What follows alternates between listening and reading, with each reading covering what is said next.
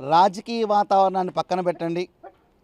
ప్రతి ఒక్కరూ కూడా రామ భక్తిని, రామ మంత్రాన్ని, రామ జపాన్ని చేసుకుంటూ దివ్య ప్రతిష్టా కార్యక్రమం ద్వారా అఖండ భారతదేశ వైభవాన్ని ప్రపంచాన్ని చాటి చెప్పే విధంగా రామ యొక్క ప్రతిష్టతో పాటు రామరాజ్య స్థాపనకు కూడా శ్రీకారం జరుగుతుంది. కాబట్టి మరింత వైభవంగా గడిచిన కొన్ని సంవత్సరాల నుంచి చక్కగా భారతదేశం అభివృద్ధిలోకి సాగుతూ ప్రపంచంలో అగ్రగామి స్థానానికి ప్రయాణం అవుతుంది.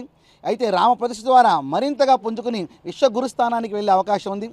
దీనిని కొన్ని రాజకీయ పార్టీలు అనేక రకాలుగా ప్రజల్ని పక్కదారి పట్టించే విషయాలను వారు తెలియపరుస్తున్నారు. వీటిని పూర్తిగా మేము ఖండిస్తున్నాం.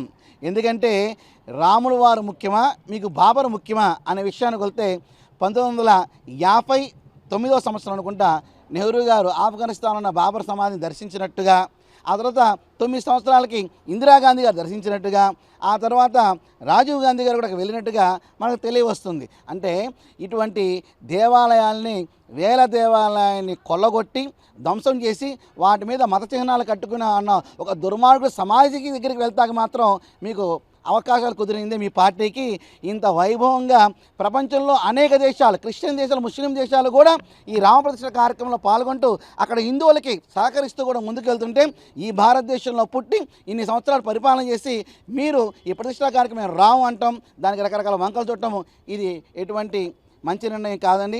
ప్రజలు మీకు బుద్ధి చెప్పే అవకాశం ఖచ్చితంగా ఉంటుంది. ఎప్పటికైనా మంచి మనసును కలగజేసుకోండి, మీ బుద్ధిని వికసించి చేసుకోండి. రామమంత్రం చెప్పుకుంటూ ప్రతిష్టా కార్యక్రమం పాల్గొమని వారికి కూడా, ఎందుకంటే హిందూ ధర్మం చెప్పింది లోకా సమస్త సుఖినో భవంతు అని. కాబట్టి మీకు కూడా శుభ ఆహ్వానం మరొక్కసారి మేము పలుకుతున్నాం. శుభం భూయాత్.